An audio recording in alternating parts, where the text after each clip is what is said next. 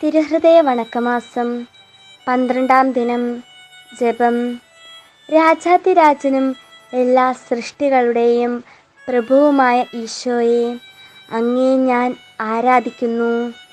സന്തോഷപൂർണവും സുഖസമൃദ്ധവുമായ സ്വർഗത്തിൽ നിന്നും അങ്ങിറങ്ങി ഞങ്ങളുടെ ഇടയിൽ മനുഷ്യനായി പിറക്കുകയും അവർണ്ണനീയമായ അപമാനവും ക്ലേശപൂരിതമായ കുരിശുമരണവും ഞങ്ങളോടുള്ള സ്നേഹത്തെ പ്രതി അങ്ങ് സഹിക്കുകയുണ്ടായല്ലോ.